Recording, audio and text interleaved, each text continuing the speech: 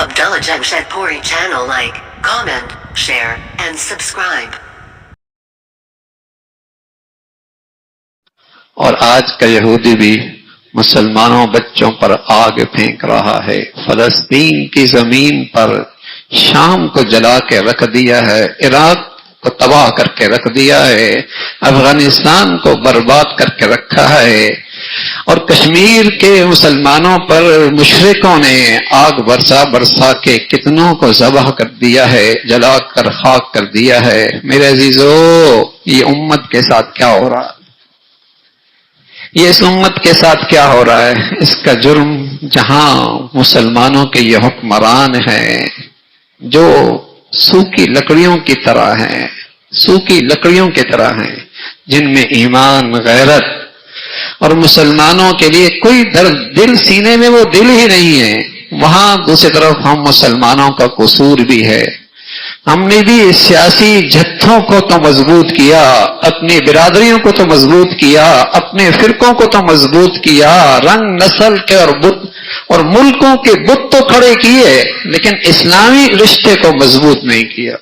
ایمان اسلام کے رشتے کو مضبوط نہیں. ایمان کی قیمت ہی ختم ہو گئی تو اسلام کے رشتے کی قیمت کہاں رہی؟ اسلام ہی میرے گھروں سے نکلا ہے, بازاروں سے, دفتروں سے ایمان نکلا ہے, پھر اس بنیاد پر وہ ایمانی اسلامی رشتہ کہاں مضبوط ہو سکتا ہے؟ یہ وہ قصور ہے جو آج ہم اپنی آنکھوں سے مسلمانوں پہ ظلم دیکھتے ہیں اور بے بسی کے عالم میں دیکھتے ہیں.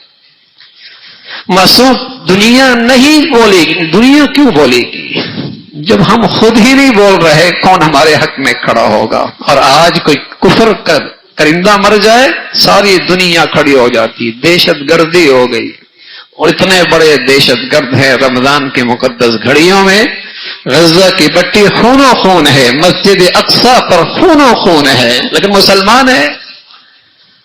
تو میرے عزیزو, یہ وہ قصور ہے جو ہم نے نعمت اسلام کے ساتھ بڑی ناقدری کر رکھی ہے, اور اسلامی اخوت اور پیار کو, اور اسلامی رشتے کو, اور اسلامی اتفاق کو, اس کو ہم نے ذبح کر کے رکھا ہے.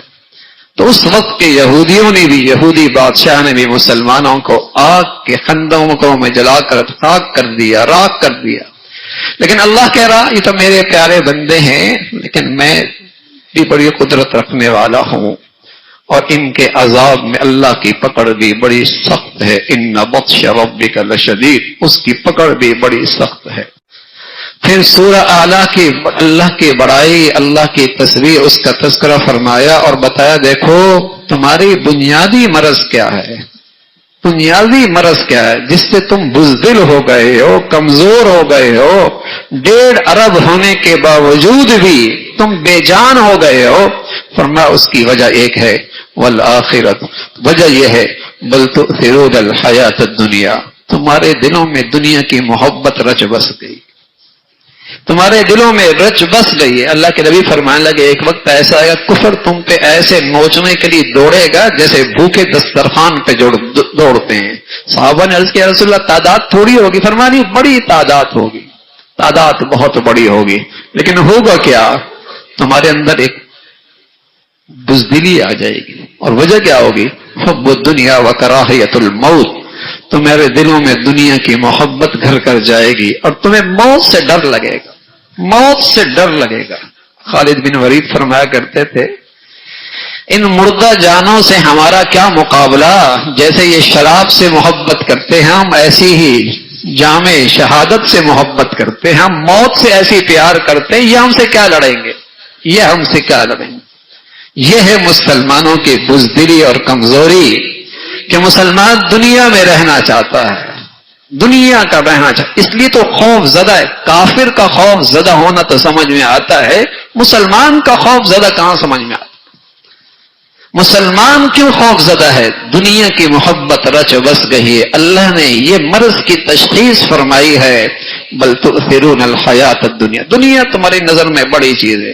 حالانکہ حقیقت کیا ہے؟ والآخرۃ خیر و ابقیٰ, کل کے کیریئر ہے میاں, کل کی زندگی ہے وہ بڑھیا ہے, وہ پائیدار ہے, بڑھیا بھی ہے, پائیدار بھی ہے, جینا بھی ہے, ہمیشہ کے بھی ہے, صحت بھی ہے, ہمیشہ کی ہے, حسن بھی ہے, ہمیشہ کا ہے, نیند تو بھی ہے تو بہت بڑھیا ہے. سب سے بڑی بات موت کو موت ہے, وہاں زندگی ہی زندگی ہے.